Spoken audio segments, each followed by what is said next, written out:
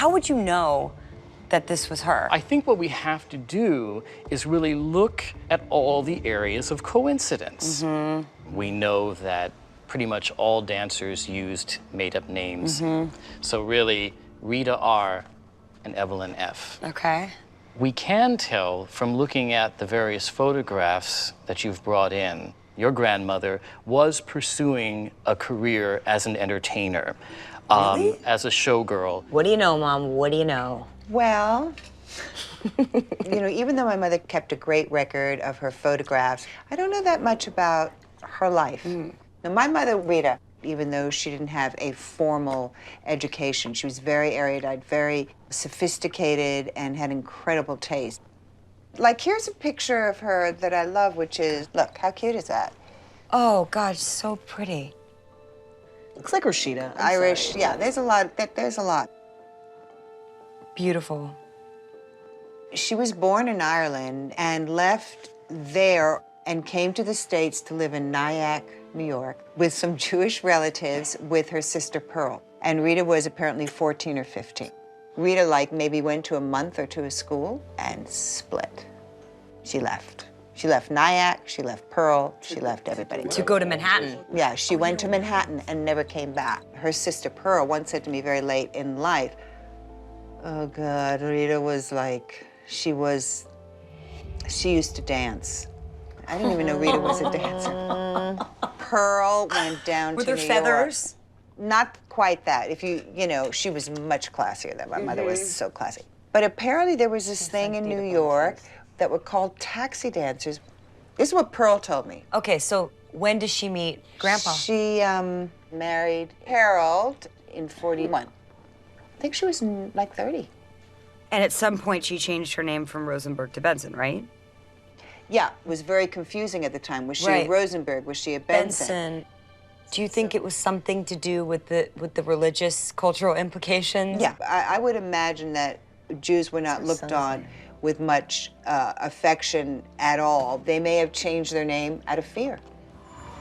Rita was taxi dancing and was probably going by Rosenberg.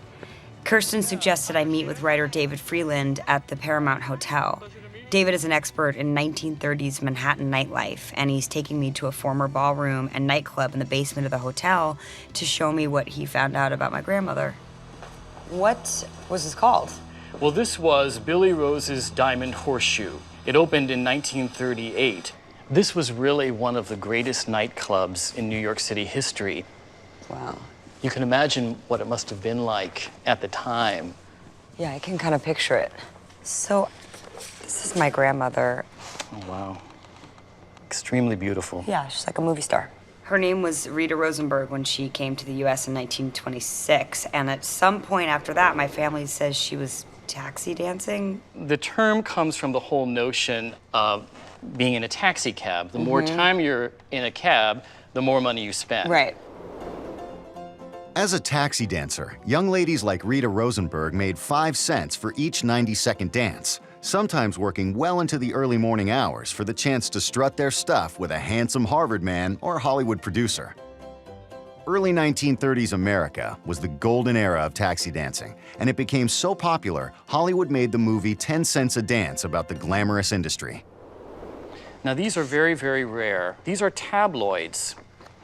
There's a column on gangster culture. There are also a lot of rather spicy cartoons. So it's like more the underbelly of the city. Yeah, it's sensationalism. But it's the only publication that had a taxi dancing column. Okay. We're going to flip to the Dancing By column Okay. from March 13th of 1933. Who were the two collegiates who flew to Canada because of a bet with Rita Ray and her shadow, Evelyn Fields, hostesses at Bluebird? Oh my God.